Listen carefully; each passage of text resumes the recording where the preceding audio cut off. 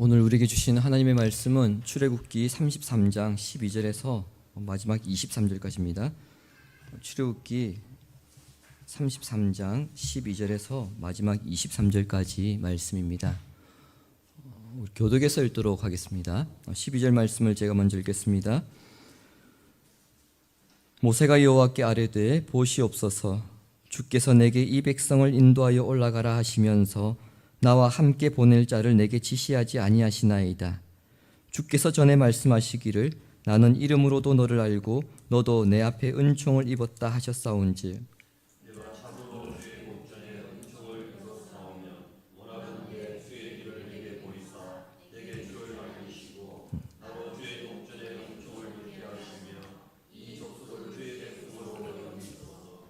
여호와께서 이르시되 내가 친히 가리라. 내가 너를 쉬게 하리라. 모세가 여호와께 아뢰되 주께서 친히 가지 아니하시려거든 우리를 곳에서 올려 보내지 마옵소서. 나와 주의 백성이 주의 목전에 은총 입은 줄을 무엇으로 알리이까?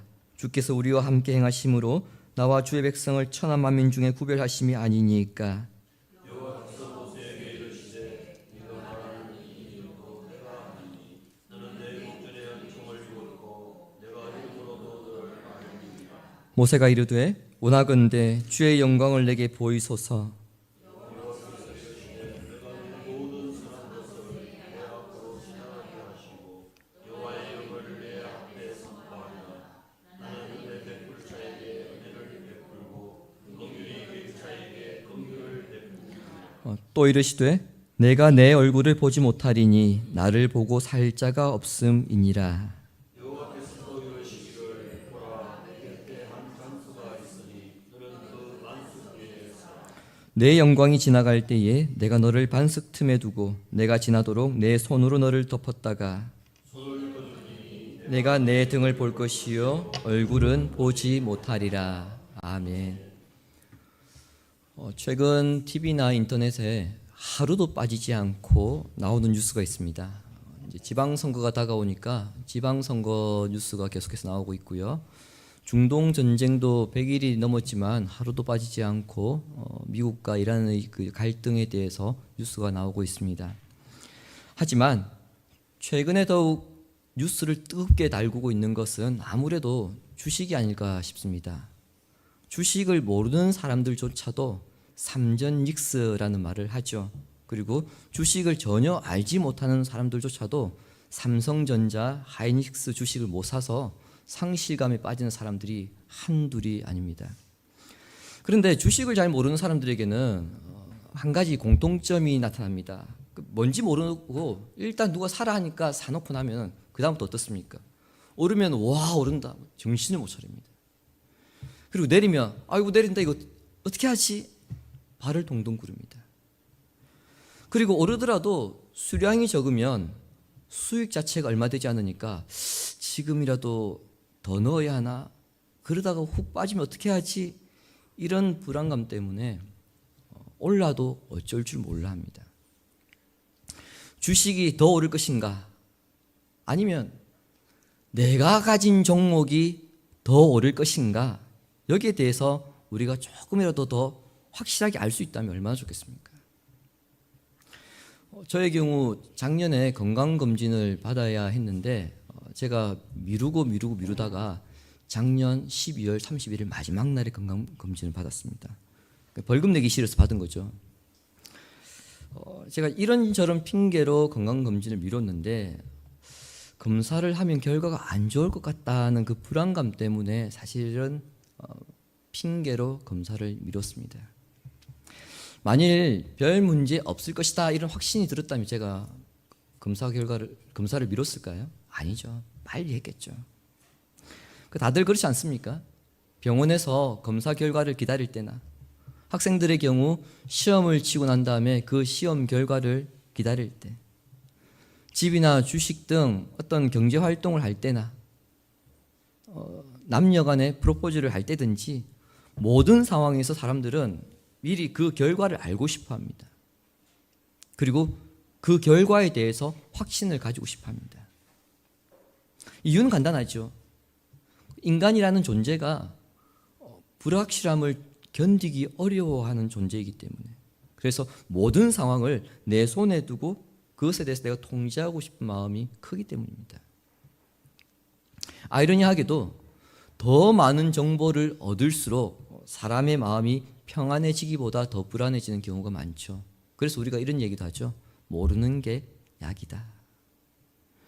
왜 더 많은 것을 알아도 불안해하느냐 하면, 인간은 모든 것을 알 만큼 그것을 감당할 수 있는 존재가 아니기 때문이고요. 또 모든 진실을 감당할 수 있는 존재가 아니기 때문입니다. 이 사실을 가장 잘 아시는 분이 하나님인데, 오늘 본문의 이야기가 바로 이 이야기입니다. 하나님께서 우리 인생에 대해서 모든 것을 그냥 선명하게 보여주시면 참 좋으실 텐데, 하나님은 우리 인생의 모든 것을 다 보여주시지 않으시고요, 때로는 의도적으로 가리십니다. 숨기십니다. 그 안에 하나님의 사랑이 담겨 있거든요. 그래서 그것에 대해서 오늘 좀 살펴보고자 합니다. 지난 시간에 보았듯이 모세가 진영 밖에다 회막을 세우고 거기에서 하나님과 친구처럼 대면하듯이 이야기를 하였습니다. 자, 그렇다면 이제 우리에게 하나의 궁금증이 있죠. 모세가 그 회막 안에서 하나님과 어떤 이야기를 하고 있을 것인가? 그 대화가 12절부터 기록되어 있습니다. 앞서 하나님은 하나님의 사자를 보내어서 이스라엘 백성들을 가나안으로 들어가게 하실 것이다, 그렇게 말씀하셨는데, 거기서 한 가지 조건이 있었죠. 하나님 자신은 가지 않겠다는 것이었습니다. 따라서 모세는 하나님께서 하셨던 그 말씀을 소위 말하는 꼬투리 잡아서 이제 물건으로 지기 시작하는데, 12절에서 도대체 하나님이 보내신다고 하는 그 사자는 누구입니까? 여기서부터 이제 질문을 시작합니다. 하나님께서 계속해서 말씀하신 것처럼 하나님이 저를 정말 친구처럼 생각하신다면, 다른 사람에게는 하나님께서 그렇게 친밀하게 대하지 않으시고 저에게는 그렇게 친밀하게 대하신다면, 그래서 저에게 정말 특별한 은혜를 주셨다면 최소한 그 하나님의 사자가 누구인지는 저에게 알려주셔야 되는 거 아닙니까? 이것을 질문한 겁니다. 모세가 지금 하나님께 따지는 것처럼 보이죠. 하지만 여기에는 모세의 연약함이 숨어 있습니다. 하나님께서 분명 모세에게 이 백성들이 가나안 땅에 들어갈 것이다 이렇게 말씀하셨지만, 정작 모세는 이 수백만 명의 이스라엘 백성들을 데리고 목적지까지 갈 자신이 없었습니다. 그래서 하나님께서 하신 말씀, 그 약속을 하나하나 끄집어내어 하나님께 상기시켜 드리면서 지금 하나님과 씨름을 하고 있는 겁니다. 하나님께서 사자를 보내주시겠다고 하니까 그러면 제가 한번 해보겠습니다, 이렇게 지금 호기롭게 말하는 것이 아닙니다. 하나님께서 누구를 보내실지, 어떻게 저를 도우실지 이것을 확실하게 보장해 주시지 않으시면 저는 한 걸음도 나아갈 수 없습니다, 이렇게 지금 매달리고 있는 겁니다. 그러니까 모세는 지금 핵심을 파 들어가고 있는 중입니다. 그것은 하나님은 인간의 강함이 아니라 오히려 인간의 약함을 통해서 일하신다는 것을 지금 알고 있다는 거예요. 사도 바울은 주님께서 나의 능력이 약한 데서 온전하여진다고 하셨기 때문에 나는 내 약한 것들을 그러면 자랑하겠다. 왜? 나의 약함이 그리스도의 능력을 드러내는 통로가 될 것이기 때문이다, 이렇게 고백하였습니다. 바울이 어느 날 놀라운 경험을 합니다. 소위 삼층천이라고 하죠. 셋째 하늘에 이끌려서 말로 표현할 수 없는 그 하나님의 영광을 목도합니다. 그런데 하나님께서 바울이 그 체험을 한 것 때문에 교만해질까 싶어서 육체의 가시를 주셨습니다. 바울이 그 육체의 가시가 얼마나 고통스러웠는지 하나님께 3번이나 이것을 좀 제거해 달라고 간절하게 기도하였습니다. 그런데 하나님은 그 가시를 제거해 주시지 않고 하신 말씀이 지금 여러분 주보에 있는 고린도후서 12장 9절 말씀입니다. 어떤 문제가 있을 때 하나님은 그 문제를 제거하심으로써 도와주시는 것이 아니라 은혜로 견디게 하신다는 겁니다. 일반적으로 사람들은 어떻습니까? 강해야 쓰임받고 완벽해야 인정받으며 부족함이 없어야 되지 않느냐 이렇게 생각합니다. 그러나 하나님의 나라는 이러한 세상의 나라의 생각과 정반대입니다. 사람은 자기가 강할 때는 자기 힘을 의지하죠. 자기 스스로 내가 이제 더 이상 아무것도 할 수 없다, 그런 생각이 들 때 비로소 하나님을 붙들게 됩니다. 여러분 신앙생활을 그동안 많이 오랫동안 해오셨을 텐데 지난 시간도 한번 돌아보십시오. 여러분 인생에서 하나님을 가장 간절하게 붙잡았던 때가 언제인지, 내가 가장 잘 나갔을 때인가, 아니면은 내 인생에 있어서 가장 힘들었을 때인가 한번 되짚어 보시기 바랍니다. 가장 약해졌을 때에 하나님을 붙들게 됩니다. 즉 하나님은 자신의 그 한계를 아는 사람을 통해서 일하십니다. 모세가 지금 하나님께 집요하게 물고 늘어진 부분이 바로 이 부분입니다. 이렇게 모세가 하나님께 간절히 기도할 때에 하나님께서 놀라운 약속을 주십니다. 14절 보십시오. 여호와께서 이르시되 내가 친히 가리라, 내가 너를 쉬게 하리라. 아멘. 내가 친히 가리라, 우리 한글 성경에 이렇게 번역이 되어 있는데 히브리어 성경을 직역하면 이렇습니다. 내 얼굴이 갈 것이다. 얼굴과 몸을 구분할 수 없죠. 그 얼굴이 간다는 것은 당연히 몸이 따라간다는 것입니다. 그리고 몸이 간다는 얘기는 그 사람의 인격과 그 사람의 능력과 그 사람 자체가 간다는 얘기죠. 즉 하나님의 얼굴이 간다는 것은 하나님께서 함께 직접 가신다는 의미입니다. 거기에 덧붙여서 하나님은 모세에게 안식을 약속하십니다. 하나님의 중보자로 서 있는 이 모세가 이스라엘 백성들과 하나님 사이에서 지금 얼마나 무거운 짐을 담당하고 있는가, 그것을 하나님께서 아셨던 겁니다. 하나님은 모세에게 당장 이 백성들을 이끌고 가나안 땅에 들어갈 수 있는 가장 빠른 길을 보여주신 것도 아니고요. 그리고 가나안까지 가장 안전하게 갈 수 있는 길을 보여주신 것도 아닙니다. 지금 뭐라고 말씀하십니까? 바로 내 자신을 주겠다, 이렇게 약속하십니다. 인생의 고난을 만났을 때 여러분 어떻게 기도하셨습니까? 일반적으로 성도들은 인생의 고난을 만나면 어떻게 기도할까요? 하나님, 지금 이 고난을, 이 난관을 저에게서 치워주시고 제가 이 위기를 잘 이겨낼 수 있도록 저에게 지혜를 주시고 힘을 주시고, 그리고 이 상황에서 저를 도울 수 있는 사람들을 보내주십시오, 이렇게 기도하지 않습니까? 그러니까 환경의 변화나 이 고난을 이겨낼 수 있는 힘을, 지혜를 달라고 그렇게 기도하고요. 그런 상황이 하나씩 하나씩 생길 때마다 아, 내가 하나님으로부터 지금 위로받고 있구나, 우리는 그렇게 생각합니다. 그런데 성경은 고난 가운데 가장 큰 위로는 뭐냐면은 하나님께서 함께 하신다는 것을 확인하는 것이라고 그렇게 가르칩니다. 시편 23편 4절 말씀을 함께 읽겠습니다. 내가 사망의 음침한 골짜기로 다닐지라도 해를 두려워하지 않을 것은 막대기가 나를 안위하시나이다. 아멘. 다윗이 말하는 사망의 음침한 골짜기가 뭘까요? 두려움이나 고통, 절망, 상실감, 심지어 생명이 심각하게 위태로움을 겪는 그런 순간을 말하는 것 아니겠습니까? 단순히 그런 상황에 직면한 것뿐만 아니라, 심지어 그 위험 속에 내가 빠져들어간다 하더라도 두려워하지 않을 수 있는 이유가 뭐라고요? 하나님께서 나와 함께 하시기 때문이라고. 하나님께서 함께 하실 때에 왜 두려움이 없는가? 여기에 대해 다윗은 주께서 나를 안위하신다, 이렇게 말했거든요. 근데 본문 14절에서는 하나님은 쉬게 하실 것이기 때문이라고 그렇게 이유를 밝히고 있습니다. 여기에 쉬게 하다, 이 말에 우리가 주목을 좀 해야 할 필요가 있습니다. 쉬게 하다라고 번역된 히브리어 단어는 원뜻이 평안을 주다, 이런 뜻입니다. 평안을 주다. 단순히 잠을 자게 하는 그런 휴식이 아닙니다. 엄청나게 힘든 노동을 하고 와가지고 너 잠깐 좀 쉬어라, 그런 쉼이 아닙니다.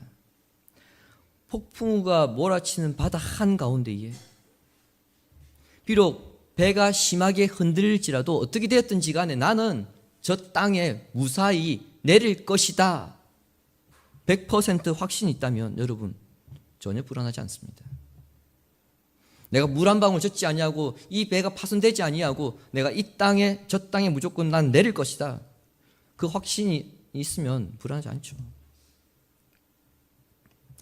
하나님께서 나와 함께 하신다면 이 확신을 주시기 때문에 평안하게 된다는 것이 바로 다윗의 고백입니다. 이것이 영혼과 육신의 쉼을 가져오게 된 것입니다.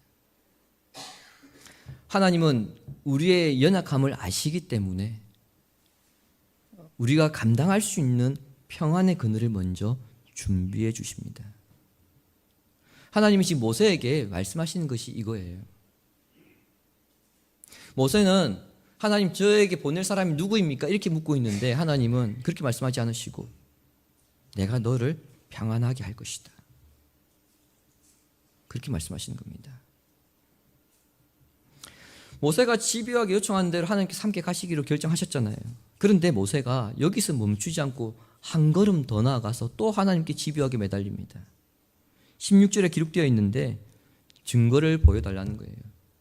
자신이 하나님께 은혜 받은 자라면 이 백성을 하나님의 백성으로 여겨주시고 이제 저뿐 아니라 이 백성들도 주님의 은혜를 입은 자로 여기셔서 그에 대한 증거를 보여달라는 겁니다. 자, 이런 집요한 요구에 하나님께서 어떻게 반응하십니까? 짜증내실 법하거든요. 이제 그만해라. 이 지금 선 넘어간다. 한 번 더 너 짜증나게 하면 너 맞는다. 하나님께서 이렇게 말씀하실 법한데 전혀 그런 내색을 하지 않으시고 내가 너의 이름을 아는 것이 증거다. 이렇게 말씀하세요. 그럼에도 불구하고 모세가 또 집요하게 요구합니다. 18절에 하나님 영광을 보여주십시오. 아니 하나님께서 함께 하시겠다고 이렇게 말씀하셨으면 믿어야죠. 그리고 증거를 보여달라고 해서 내가 너의 이름을 아는 것이 증거다. 이렇게 말씀하셨을 정도면 모세가 거기서 멈춰야 되는 게 정상 아닙니까? 그런데 영광까지 보여달라고 합니다. 너무 집요하게 하나님을 괴롭히는 것처럼 여러분 그렇게 보이지 않습니까? 우리가 해결해야 되는 것은 뭐냐면 지금 모세가 요구하고 있는 이 하나님의 영광이 무엇인가 하는 점이에요. 결론부터 말씀드리자면 하나님의 영광은 하나님의 실체입니다. 그러나 출애굽기를 보시면은 우리가 계속해서 봐왔지만은 하나님의 실체를 드러내신 적 있으십니까? 혹시 보신 적 있으세요? 하나님께서 임재하실 때에 눈에 보이는 현상만 나타났을 뿐이지 하나님의 실체를 직접 드러내신 적은 없었습니다. 두 차례 하나님의 영광이 사람의 눈앞에 현상으로 보인 적이 있었습니다. 첫 번째는 출애굽기 3장에 하나님께서 모세를 호렙산에서 부르실 때에 그 가시나무 떨기에 불이 붙을 때에 그 모습으로 하나님께서 모세에게 보여주셨습니다. 두 번째는 어디입니까? 이스라엘 백성을 대표한 70명의 장로들이 하나님과 시내산에서 언약을 맺을 때였습니다. 이 장면을 두고 성경은 이렇게 표현하였습니다. 출애굽기 24장 10절에 이스라엘의 하나님을 보니 그의 발 아래에는 청옥을 편듯하고 하늘같이 청명하더라. 24절에 그의 발은 하나님의 발을 말하거든요. 하나님은 눈에 보이지 않는 형상이 없는 분입니다만 하나님을 의인화시켜서 모세가 지금 이렇게 표현을 하였습니다. 시내산에 하나님이 임재하셨는데 그 모습이 마치 청옥을 편 것처럼 황홀하더라. 하나님의 임재를 그렇게 표현했을 뿐입니다. 그렇다고 해서 그 청옥을 편 그 모습이 하나님은 아니잖아요.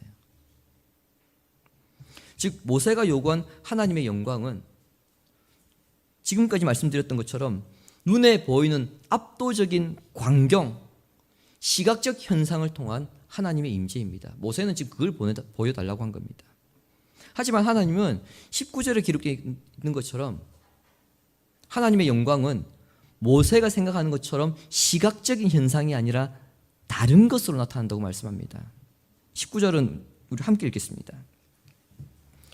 여호와께서 이같이 이르시되 내가 내 모든 선한 것을 내 앞으로 지나게 하고 여호와의 이름을 내 앞에 선포하리라. 나는 은혜 베풀 자에게 은혜를 베풀고 긍휼히 여길 자에게 긍휼을 베푸느니라. 아멘. 하나님의 영광이 어떻게 나타난다는 겁니까? 시각적인 현상이 아니라 하나님의 성품이나 자비나 선하심, 이름 안에 나타난다는 겁니다. 모세는 분명 하나님의 그 압도적인 능력과 임재, 그것을 영광을 보고 싶어 했습니다. 하지만 하나님의 영광의 본질은 하나님 자신이 어떤 존재인가 그것을 드러내는 데 있었던 겁니다. 여기 우리가 놓쳐서는 안 되는 중요한 가르침이 있습니다. 많은 성도들이 하나님의 영광이 무엇이냐 이렇게 물으면 어떻게 대답할까요? 여러분은 하나님의 영광 이렇게 이야기하면 무엇을 머릿속에 떠올리십니까? 우리가 이런 말을 굉장히 많이 쓰거든요. 하나님, 제가 주의 영광을 위해 살겠습니다. 하나님의 영광을 제 삶에 보여주십시오. 제가 지금 이 고난 가운데 있는데 하나님께서 저에게 영광을 비춰주셔서 저에게 이 위기를 이겨내게 해주십시오. 우리가 그렇게 기도하지 않습니까? 그때 여러분 이 영광을 무엇으로 생각하십니까?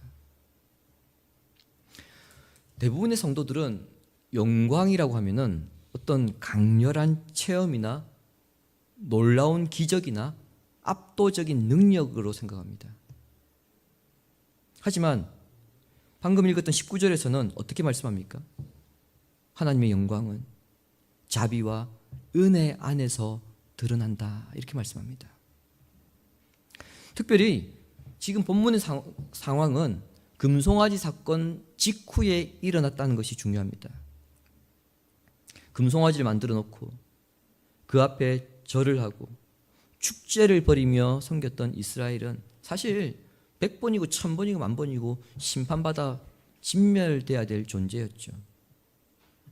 그런데 하나님은 모세에게 하나님 자신을 드러냈을 뿐 아니라 백성들과도 함께 가실 것을 지금 말씀하고 있습니다. 이제 영광이 무엇인지 발견하셨습니까? 하나님의 가장 큰 영광은 죄인을 향한 은혜라는 겁니다. 죄인을 향한 은혜, 그것이 하나님의 영광이라는 겁니다. 그래서 십자가는 하나님의 영광이 가장 깊이, 가장 강력하게 나타난 자리입니다. 인간은 눈에 보이는 현상을 영광이라 생각합니다만 하나님은 자신을 낮추어서 죄인을 살리는 그 사랑으로 영광을 드러내셨습니다. 왜 하나님은 모세의 요구에 다르게 반응하셨을까요? 그것은 하나님의 본질과 인간의 한계, 이 양극의 차이가 너무나도 크기 때문입니다.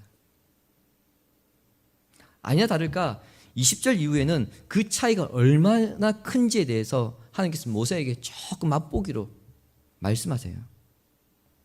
하나님께서 모세에게 반석 위에 서라고 하시고서는 하나님께서 모세를 지나가실 때에 바위 틈에 모세를 두시고 하나님 손길로 모세를 덮으셨다가 하나님이 지나가실 때에 그 손을 떼실 텐데 모세가 그때 볼 수 있는 것은 뭐라고요? 하나님의 등만 볼 수 있다는 겁니다. 얼굴을 보지 못한다 그렇게 되어 있습니다. 하나님의 영광이라고 하니까 우리가 번쩍인 빛 이 정도로 생각할 수 있는데 이 장면에서 강조하고 있는 것은 하나님의 그 존재 자체의 무게와 거룩함은 번쩍이는 빛 그 이상이라는 겁니다. 그 영광 앞에 섰다가 타버릴 수밖에 없으므로 하나님은 모세를 바위 틈에 숨기시고 손으로 덮으실 것인데 이것이 바로 은혜의 그늘입니다. 그 그늘 아래 있지 않으면 모세는 타버릴 수밖에 없다는 겁니다. 하나님은 모세의 갈망을 외면하지도 않으시고 그리고 인간으로서의 모세가 가지고 있는 그 한계도 무시하지 않으셨습니다. 그래서 하나님 자신을 드러내는 동시에 모세를 보호하시는데 그 장면이 바로 모세를 바위 틈에 두고 하나님의 손길로 덮는 것입니다. 하나님은 인간의 한계를 아시기 때문에 인간이 감당 가능한 방식으로 하나님의 영광을 드러내시겠다는 의지를 우리가 지금 오늘 본문을 통해서 보게 됩니다. 사실 우리도 모세처럼 그렇게 기도할 때 있지 않습니까? 오랫동안 간절하게 기도했는데 그 기도가 응답되지 않을 때 하나님 왜 제 기도에는 응답해 주시지 않으십니까? 도대체 얼마나 더 기다려야 될까요? 이제 하나님께서 저의 기도를 들어주셔서 저에게 하나님의 영광을 보여주십시오. 이렇게 기도합니다. 그럼에도 우리의 기도에 하나님께서 즉각 응답해 주시지 않는 것은 그 기도의 응답이 우리가 감당할 수 있는 것이 아니기 때문입니다. 고린도전서 10장 13절을 읽겠습니다. 사람이 감당할 시험 밖에는 너희가 당한 것이 없나니 오직 하나님은 미쁘사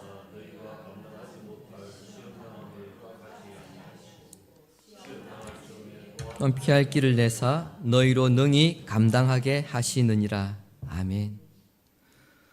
하나님께서 우리에게 시험을 주실 때 얼마만큼 주신다고요?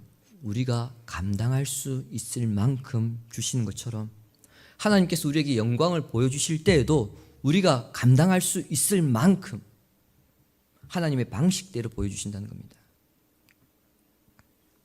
하나님께서 우리를 바위 틈에 두시고 하나님의 손으로 덮으시는 이유는 가두기 위함이 아니라 오히려 우리를 보호하기 위함입니다. 우리가 감당할 수 없는 세상의 풍파로부터 또 영적 부담이나 시험으로부터 우리를 지키시기 위한 하나님의 배려라는 것을 우리가 알 수 있죠. 구약의 이러한 바위 틈은 신약의 예수 그리스도를 상징합니다. 고린도전서 10장 4절을 보시기 바랍니다.